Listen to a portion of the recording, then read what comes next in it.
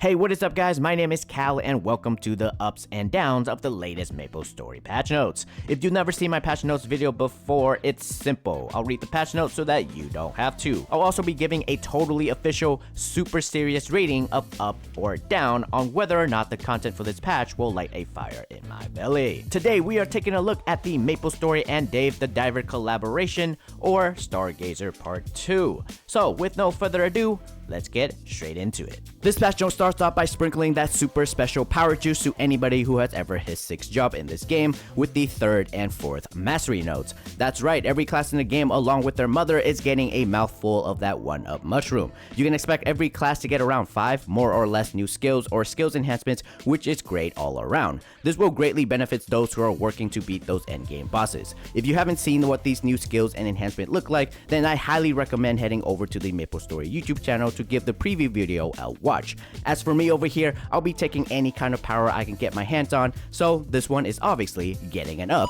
from me. Heading over to the skill improvement and changes section, if you play Kana, Hayato, Moshan, or Lin, basically most of the non-KMS classes, then you are getting some quality of life and or fixes to some of your skills. I don't play any of these classes seriously, but quality changes are always good changes, so for the people that do play these classes, I'm giving y'all an up.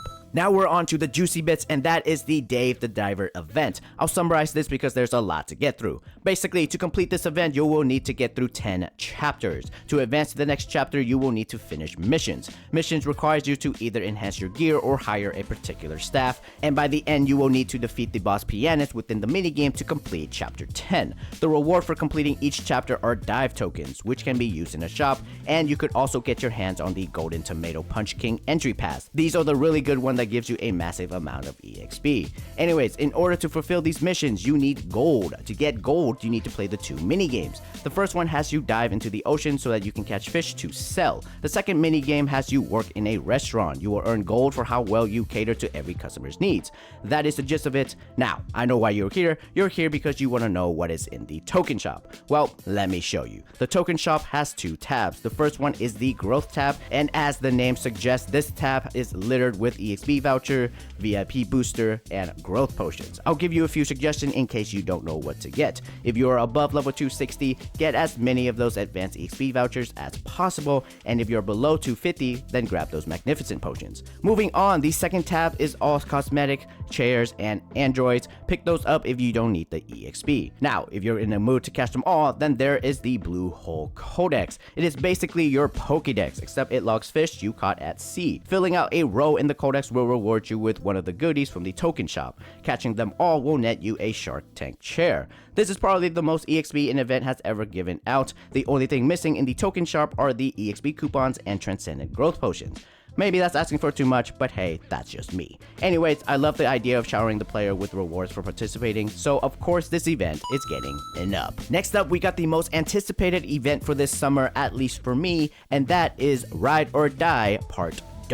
The boss rush event is back with 5 bosses this time around. You're going to be facing off against Papulatus, Vellum, Horntail, Darknail, and Magnus. The modifiers are all there just like last time, and there will be 4 difficulties this time around. We got B for easy, A for normal, S for hard, and the newly added X for extreme. Extreme mode will have a special condition in that you can only equip your weapon, secondary, and emblem for these fights, and swapping out equipments will be disabled. Just like last time, beating a boss on the highest difficulty with maxed out modifiers and with no deaths will grant you the most amount of points by the reset date. You will also have a total of 20 lives to share across all of the bosses, and you will have access to a practice mode if you need it. Dying in practice mode will not decrease your overall death counts. Based on your score by the end of the week, you will be granted an Inspector Supply box. The higher the score, the better the rewards in the box. Speaking of rewards, oh brother, did they really stir up the pots this time around. You see this item right here? Yep, that is a potable badge, the very first to appear since the Sengoku badge. And guess what? They slapped a 30-day duration on it. Now this one, the one I'm showing you right here, is the one you can randomly obtain from the energy fragments, which you get from killing the bosses. This badge comes with fixed potentials, and you are not allowed to reset it. That is sin number 1. Sin number 2 is you can purchase another version of this badge in the Ride or Die event shop, and this badge can have its potential resetted, but only by its own exclusive cubes, which would be fine if there were no 30-day duration on it. This is a massive scam because why would you spend your hard-earned coins from the event on a 30-day item? If you're not mad, I'll be mad for you. Looking at the stats, it is on par with the Genesis badge and slightly stronger than the Sengoku badge. It's not game breaking to the slightest, so there is no reason not to have this item as a permanent item, especially if you're going to make people grind for it. It's simple. Maplestory, please give us permanent rewards. I'm giving this one 2 massive thumbs down. Now, participation rewards are also making a return, but to be honest, it doesn't cleanse away the dumpster fire that is the potable badge situation. For those that want to know, we are getting another Legion block if you participate, so if you missed the last one, I would get your hands on this one.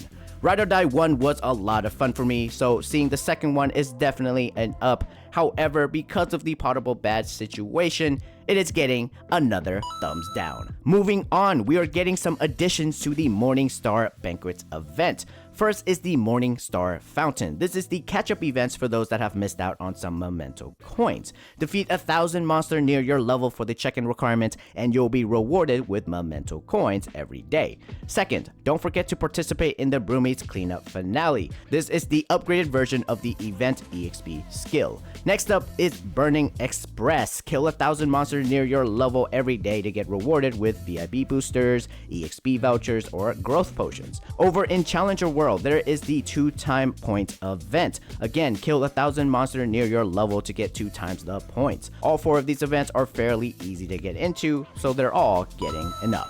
Alright, and the last thing I'll cover are the Sunny Sundays. Here they are, pause if you need to. Keep in mind, if you're working on your Hextra Matrix, save those points for August 3rd. If you want to save some Meso from Star Forcing, August 17th has a 5, 10, 15, along with the 5-time on the Magnificent Soul. Other than that, I will end it off here. Thank you all for watching, and I'll see you in the next one.